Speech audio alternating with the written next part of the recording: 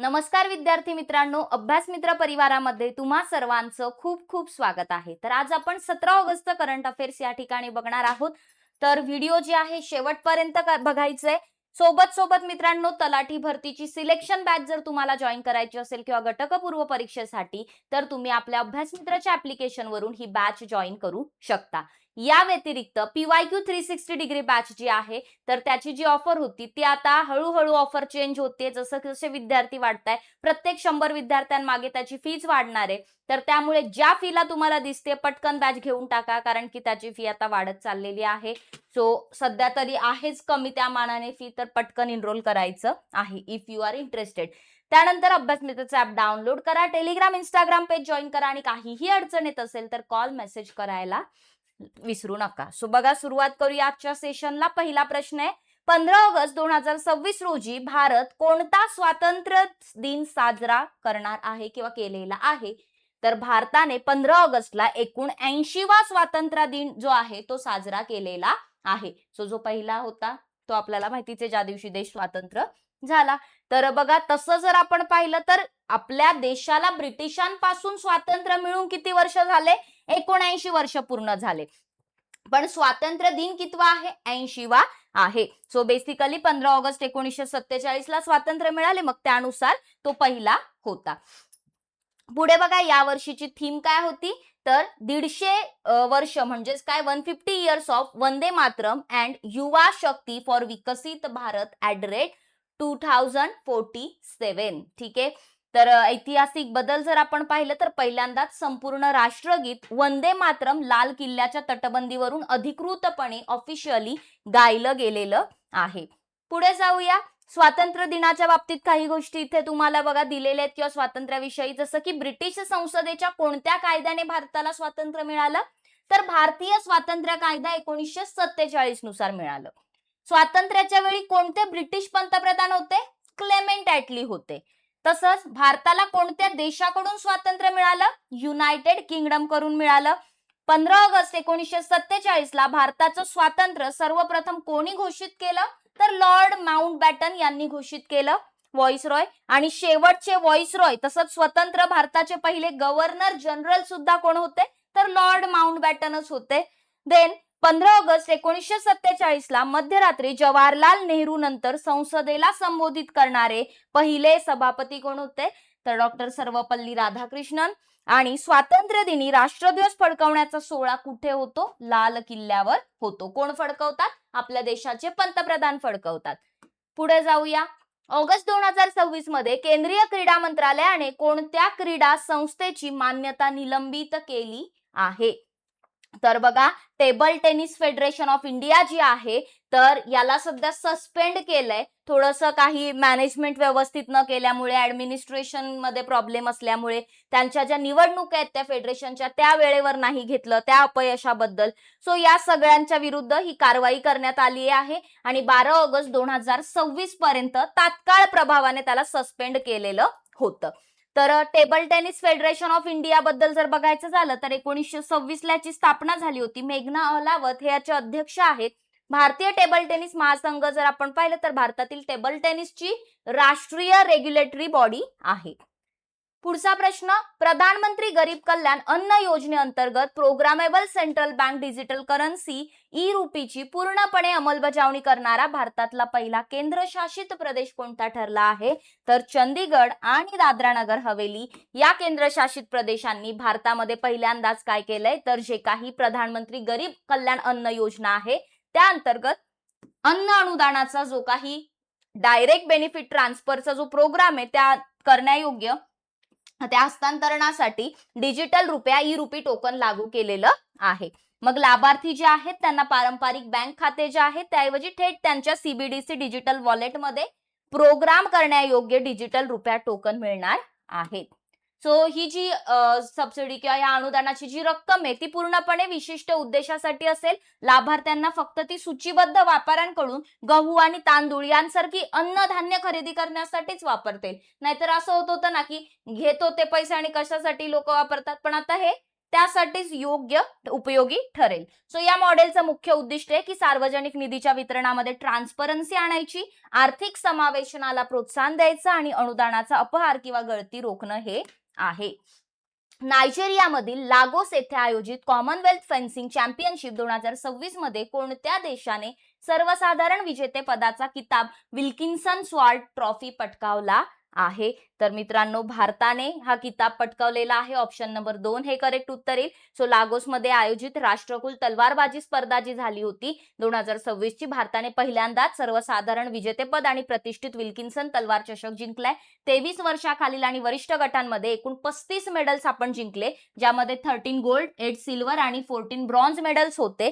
तर या उत्कृष्ट कामगिरीमुळे भारताला पदक तालिकेमध्ये अव्वल स्थान मिळाले आणि ही जी विल्किन्सन स्वॉर्ड ट्रॉफी आहे ती जिंकायला भारताला हेल्प झाली.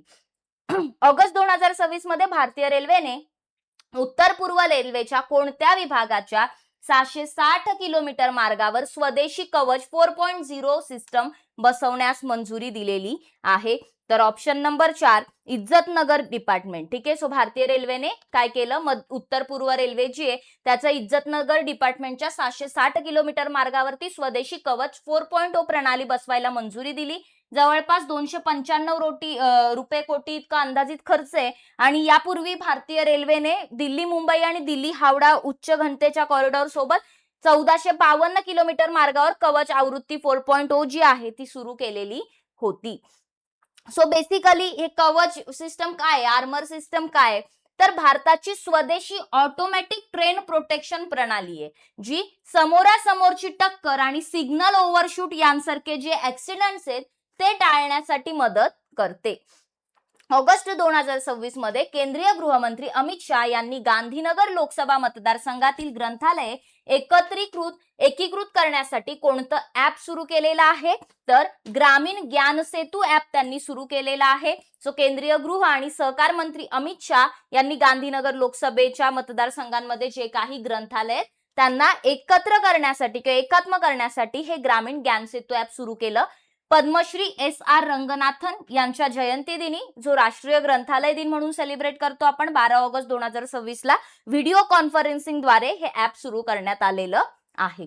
सो बेसिकली या डिजिटल नेटवर्कचं मुख्य उद्दिष्ट काय असणार आहे, तर जे काही ग्रामीण भागांमध्ये असलेले जे विद्यार्थी आहेत, मुलं आहेत किंवा तरुण आहेत, त्यांच्यामध्ये वाचनाची संस्कृती रुजवली गेली पाहिजे आणि स्पर्धा परीक्षांच्या तयारीसाठी त्यांना चांगलं संसाधनं उपलब्ध करून देणं हे याचं मोटिव्ह आहे.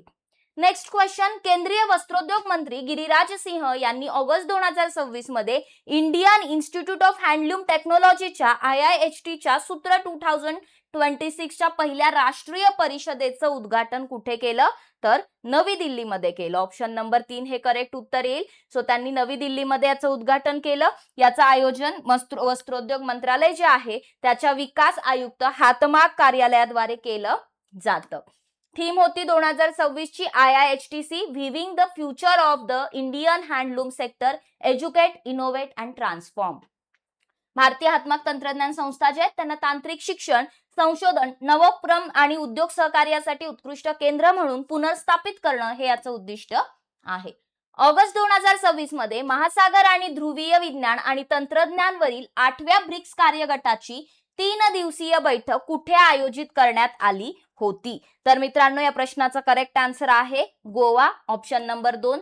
महासागर आणि ध्रुवीय विज्ञान तंत्रज्ञान यावरची जी 8वी ब्रिक्स कार्यगटाची 8 ऑगस्ट 2026 ची 8वी ही जी ऑगस्ट 2026 ची 3 दिवसाची बैठक होती 12 ते 14 ऑगस्ट 2026 दरम्यान, ती गोव्यामध्ये आयोजित करण्यात आली होती. मग याचं आयोजन पृथ्वी विज्ञान मंत्रालयाच्या राष्ट्रीय ध्रुवीय आणि महासागर संशोधन केंद्राद्वारे केलं जातं. सो बघा, 2026 सालासाठीच्या कार्यगटाचे अध्यक्ष आणि NCPOR चे संचालक डॉक्टर थंबन मेलोत यांनी याचं अध्यक्षपद भूषवलं होतं. भारत, ब्राझील, रशिया, चीन, दक्षिण आफ्रिका, इजिप्त, UAE आणि इंडोनेशिया येथले शास्त्रज्ञ आणि अधिकाऱ्यांनी यात सहभाग घेतला होता. BRICS nation. देन पुढे जाऊया. ऑगस्ट 2026 मध्ये प्रसिद्ध झालेल्या Barclays private clients group India most valuable family businesses अहवालानुसार भारतातील कोणत्या व्यावसायिक कुटुंबाने या लिस्टमध्ये पहिलं स्थान पटकावलंय? तर Ambani family. Option number 3 Ambani कुटुंब जे आहे तर त्यांनी या Barclays private clients Hurun India most valuable family businesses मध्ये फर्स्ट पोझिशन जी आहे ती रिलायन्स इंडस्ट्रीज म्हणजेच अंबानीच्या कुटुंबाने मिळवलेली आहे. तर यामध्ये एकूण जी काही प्रॉपर्टी आहे त्याचं इव्हॅल्युएशन अंदाजे रुपये 25.82 लाख कोटी इतके आहे आणि गेल्या वर्षीच्या तुलनेत त्यांच्या संपत्तीमध्ये 8.5% घट झाली आहे. तरी पण ते अव्वल स्थानी आहेत.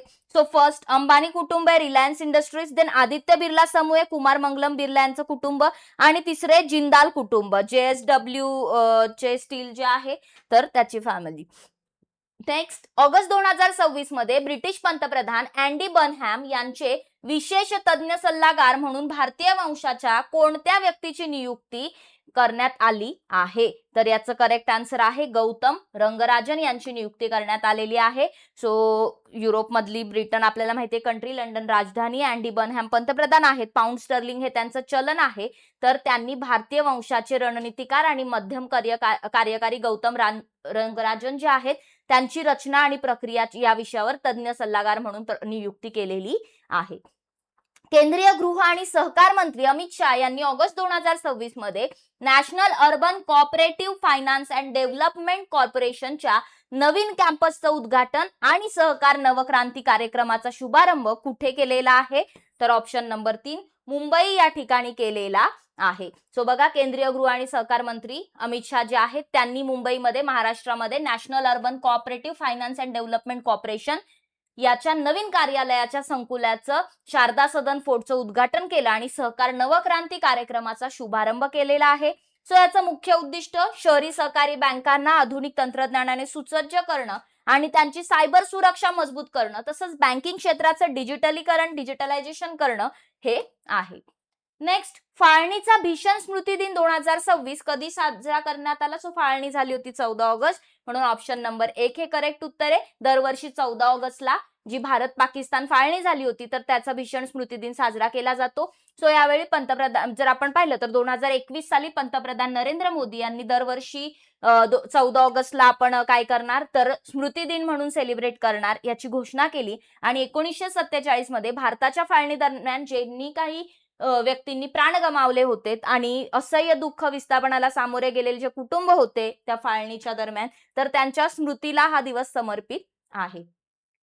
कोणत्या संरक्षण सार्वजनिक क्षेत्रातील उपक्रमाने ऑगस्ट 2026 मध्ये नागरिकांसाठी गरुड नावाची स्वदेशी उच्च रिझोल्युशन दुर्बीण प्रक्षेपित केली आहे? तर याचं करेक्ट आन्सर आहे India Optel limited, option number 2. So संरक्षण क्षेत्रामधील सार्वजनिक उपक्रम असलेल्या भारतीय ऑप्टेल लिमिटेडने नवी दिल्ली या ठिकाणी नागरी आणि गैरलष्करी बाजारपेठेसाठी स्वदेशी गरुड उच्च रिझोल्युशन दुर्बिणीचं अनावरण केलेलं आहे. ही जी दुर्बीण आहे तर इंडिया ऑप्टेल लिमिटेडची एक सब कंपनी असलेल्या ऑर्डनन्स फॅक्टरी डेहराडूनने पूर्णपणे स्वदेशी तंत्रज्ञानाचा वापर करून डेव्हलप आणि उत्पादित केली आहे. यामध्ये 8x मॅग्निफिकेशन कॅपॅसिटी आणि 7.6 डिग्रीचं विस्तृत दृश्य क्षेत्र आहे ज्यामुळे दूरच्या वस्तू स्पष्टपणे पाहायला मदत होते. नेक्स्ट क्वेश्चन, ऑगस्ट 2026 मध्ये आयुष मंत्रालय आणि आरोग्य व कुटुंब कल्याण मंत्रालयाने कोणत्या उपक्रमाच्या अंमलबजावणी आणि प्रोत्साहनासाठी सामंजस्य करारावर स्वाक्षरी केली आहे? तर वन हब वन स्टँडर्ड, एक वनस्पती एक मानक. ठीक आहे, सो ऑप्शन नंबर 2 करेक्ट उत्तर आहे. सो एक औषधी वनस्पती एक मानक या उपक्रमाची अंमलबजावणी आणि प्रोत्साहन देण्यासाठी सामंजस्य करारावर स्वाक्षरी केली आयुष मंत्रालय आणि आरोग्य व कुटुंब कल्याण मंत्रालयाने. तर भारतामधील पारंपरिक वैद्यक प्रणालीमध्ये आयुर्वेद, सिद्ध, सोवारिकपा, युनानी आणि होमिओपॅथी यामध्ये वापरले जाणारे जे काही औषधी वनस्पती आहेत त्यासाठी वैज्ञानिक आणि एकसमान गुणवत्ता मानके विकसित करणं हे याचं उद्दिष्ट आहे. लास्ट क्वेश्चन आजचा, ऑगस्ट 2026 मध्ये एस.एन. बोस राष्ट्रीय मूलभूत विज्ञान केंद्र आणि अशोका विद्यापीठातील संशोधकांनी कर्करोगाचा पुनरुद्भव होणाऱ्या पेशी शोधण्यासाठी कोणत्या AI आधारित प्रणाली विकसित केलेली आहे? तर ॲक्सेंट, ऑप्शन नंबर 4 हे करेक्ट उत्तर येईल. ॲक्सेंटचा फुल फॉर्म आहे AI based cancer stem like cell profiler and neoplasm deconvolutor. So इथे जर आपण पाहिलं तर ऑगस्ट 2026 मध्ये एस.एन. बोस राष्ट्रीय मूलभूत विज्ञान केंद्र आणि अशोका विद्यापीठातील संशोधकांनी ट्यूमरची पुनर्निर्मिती करणाऱ्या लपलेल्या कॅन्सर स्टेम सेल्स ज्या आहेत त्या शोधण्यासाठी ॲक्सेंट नावाचं AI बेस्ड फ्रेमवर्क जे आहे ते डेव्हलप केलेलं आहे. तर ही जी फ्रेम आहे ती ट्यूमरच्या जीन अभिव्यक्ती डेटाचा जे काही वापर आहे तो करून ट्यूमरची पुनरावृत्ती त्याचबरोबर मेटास्टॅसिस आणि उपचारांना प्रतिकार यासाठी जबाबदार असलेल्या दुर्मिळ कॅन्सर स्टेम सारख्या पेशी काय करते, डिटेक्ट करते. तर अशा प्रकारे आजचं सेशन आपण कंप्लीट केलेले आहे. मित्रांनो, तलाठी भरतीची बॅच जर तुम्हाला जॉईन करायची असेल तर ऍप्लिकेशन वरून तुम्ही जॉईन करू शकता. या व्यतिरिक्त तुम्ही PYQ 360 डिग्रीची बॅच जी आहे ती ऍप्लिकेशन वरून घेऊ शकता. ज्या फीला सध्या दिसते पटकन घेऊन टाका, वेट करू नका, कारण त्या बॅचची फी आता एव्हरी 100 स्टुडंट्स नंतर वाढतीये. सो प्रोग्रेसिव्ह टाईप आहे समजा, तर पटापट ऍडमिशन करून टाका जर तुम्हाला करायचं असेल. बाकी आपलं टेलिग्राम, इंस्टाग्राम पेज जॉईन करायचे आणि ऍप्लिकेशन डाउनलोड करायचे. काहीही अडचण येत असेल तर कॉल मेसेज करू शकता. सोबत आजचा टेस्ट क्वेश्चन सुद्धा बघूया, त्याचं उत्तर कमेंट बॉक्स मध्ये द्यायचे. आणि खूप जण म्हणत असतात की मॅडम याचं ऑप्शन्स देत चला किंवा याचं उत्तर नेक्स्ट डे सांगत चला. तर तुम्हाला मी हे सांगितलं की हे तर आजच्याच लेक्चर मधला क्वेश्चन असतो. आणि दुसरी गोष्ट, याचं उत्तर तुम्हाला कमेंट बॉक्स मध्ये इझिली मिळून जाईल. बाकी सगळे विद्यार्थी याचं उत्तर देत असतात. सो ते उत्तर तुम्हाला तिथल्या तिथे कमेंट बॉक्स मध्ये मिळून जाईल. सो मी नेक्स्ट डे ते सांगायची काहीही गरज नाही. सो कोणत्या संरक्षण सार्वजनिक क्षेत्रातील उपक्रमाने नागरिकांसाठी गरुड नावाची स्वदेशी उच्च रिझोल्युशन, हाय रिझोल्युशन दुर्बीण जी आहे ती प्रक्षेपित केली? याचं उत्तर कमेंट करून नक्की सांगा. आणि व्हिडिओ आवडला असेल तर व्हिडिओला लाईक करा, शेअर करा, चॅनलला सबस्क्राईब करायला विसरू नका. धन्यवाद. बघत राहा अभ्यास मित्र.